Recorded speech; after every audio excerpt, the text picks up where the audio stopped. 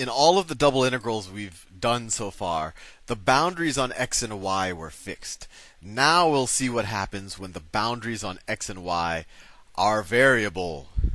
So let's say I have the same surface, and I'm not going to draw it the way it looks. I'll just kind of draw it figuratively. But the problem we're actually going to do is z, and this is the exact same one we've been doing all along. But the point of here isn't to show you how to integrate. The point of here is to show you how to visualize and think about these problems. And frankly, in double integral problems, the hardest part is figuring out the boundaries.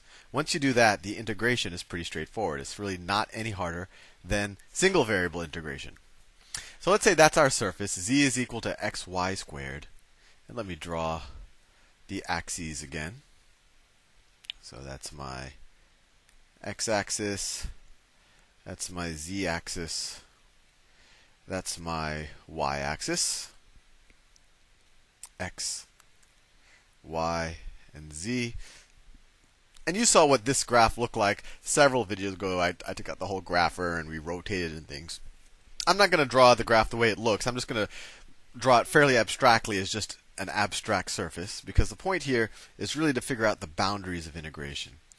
So before I actually even draw the surface, I'm going to draw the boundary. So the first time we did this problem, we said, okay, x goes from 0 to 2, y goes from 0 to 1, and then we figured out the volume above that bounded domain. Now let's do something else. Let's say that x goes from 0 to 1. So x goes from 0 to 1. And let's say that the domain, the volume that we want to figure out under the surface, it's not from a fixed y to an upper bound y, although well, I'll show you. It's actually a curve. So this is all on the xy plane, everything I'm drawing here. And this curve is, we could view it two ways. We could say y is a function of x, y is equal to x squared, or we could write x is equal to square root of y. We don't have to write plus or minus or anything like that because we're in the first quadrant. So this is the area above which we want to figure out the volume. It doesn't hurt to color it in, just so we can really hone in on what we care about. So that's the area above which we want to figure out the volume. You could kind of say that's our bounded domain. And so x goes from 0 to 1, and then this point is going to be what? That point's going to be 1 comma 1, right? 1 is equal to 1 squared, 1 is equal to the square root of 1. So this point is y is equal to 1. Right? That's y is equal to 1. And then I'm not going to draw this surface exactly. I'm just trying to give you a sense of what the volume of the figure we're trying to calculate is. So the top of, if this is just some arbitrary surface, let me do it in a different color. So this is the top. This line is going vertical in the z direction. Right? Actually, I could draw it like this, like it's a curve. And then this curve back here is going to be like a wall. Right? That's going to be like a wall. And maybe I'll paint this side of the wall just so you can see what it kind of looks like. Trying my best. I think you get an idea. Let me make it a little darker. This is actually more of an exercise in art than in math in many ways.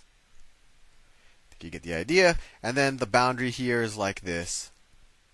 And this top isn't flat. It could be a curved surface. I do it a little like that, but it's a curved surface. And we know in the example we're about to do that this surface right here, z is equal to x squared. So we want to figure out the volume under this. So how do we do it? Well, let's think about it. We could actually use the intuition that I just gave you. We're essentially just going to take a dA, right, which is a little small square down here. Right? And that little area, that's the same thing as a dx. Let me use a darker color. As a dx times a dy. And then we just have to multiply it times f of xy, which is this, for each area, and then sum them all up. and then we could take a sum in the x direction first or the y direction first. Now before doing that, just to make sure that you have the intuition, because the boundaries are the hard part, let me just draw our xy plane. So let me rotate it up like that. I'm just going to draw our xy plane, because that's what matters. Because the hard part here is just figuring out our bounds of integration. So the curve is just y is equal to x squared. So it'll look something like that. Y is equal to x squared. This is the point y is equal to 1. This is y-axis. This is the x-axis. This is the point x is equal to 1. X is equal to 1. There you go. That's not an x, that's a 1. This is the x-axis. Anyway, so we want to figure out how do we sum up this dx times dy, or this dA, along this domain. So let's draw it. Let's visually draw it. And it doesn't hurt to do this when you actually have to do the problem, because this, frankly, is the hard part. A lot of calculus teachers will just have you set up the integral and then say, okay, well, the rest is easy, or the rest is Calc 1. Okay, so this area here is the same thing as this area here. So its base is dx, and its height is dy, right? And then you can imagine that we're looking at this thing from above. So the surface is up here someplace, and we're looking straight down on it, and so this is just this area, right? So let's say we wanted to take the integral with respect to x first. So we want to sum up. So if we want the volume above this column, first of all, is this area times dx dy, right? So let's write the volume above that column. It's going to be the value of the function, right? The height at that point, which is xy squared. So it's going to be xy squared times dx dy. This expression gives us the volume above this area, or this column right here. And let's say we want to sum in the x direction first. So we want to sum that dx, sum 1 here, sum here, etc., right? So we're going to sum in the x direction.